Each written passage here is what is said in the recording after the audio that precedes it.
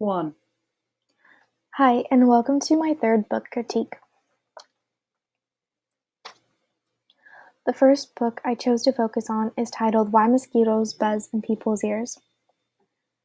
It's a story about the tale of how mosquitoes came to buzz in people's ears, all starting with one mosquito and his adventure.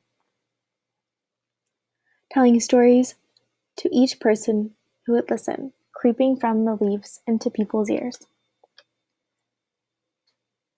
Students can use this book within a lesson, a literature reading lesson where students will retell the story of why mosquitoes buzz in people's ears.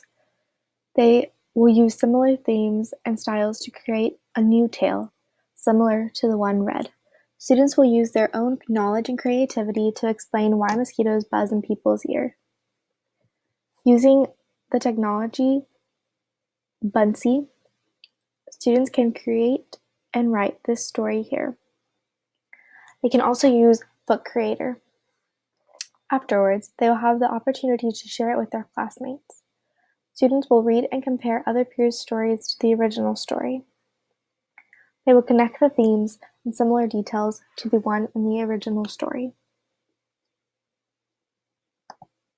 An example is one here, where students can create a comic book-like effect.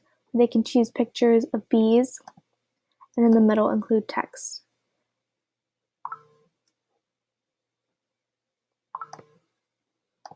The next lesson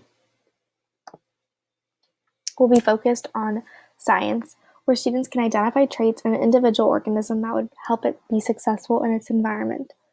First, students will identify a trait of an insect like the mosquito. They will make a collage of these insects with brief descriptions of the trait attached. Students will need to describe insect traits like the buzz of a mosquito, the sting of a bee, hop of a grasshopper. Students will share their findings with one another.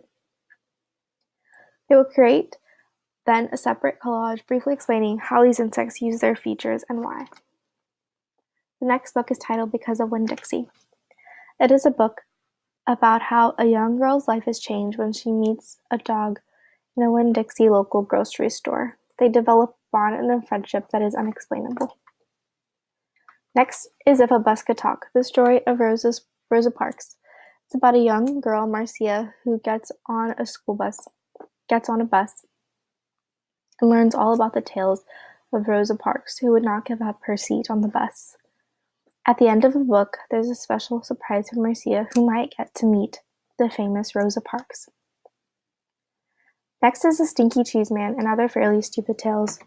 This is a take on fairy tales with a bit of a dark twist for young students. It explains tales like Jack and the Beanstalk, explaining what really happened when Jack met the giant. Next is Lampopo. It is a retelling of the famous Little Red Riding Hood.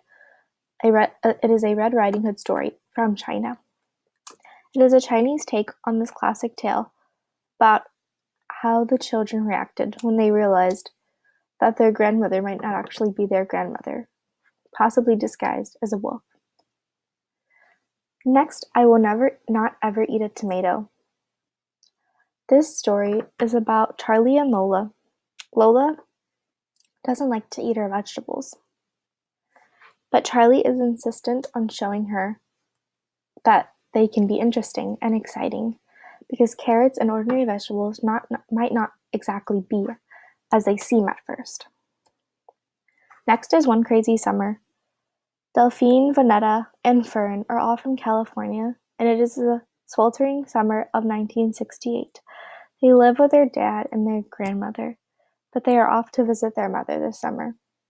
It is a tale that captures people's hearts because of their love for one another as they venture out and seek their mother and one crazy summer. The Day the Crayons Quit. This story is a children's picture book about the day Duncan walked into his classroom and realized that his crayons would not be helping him that day.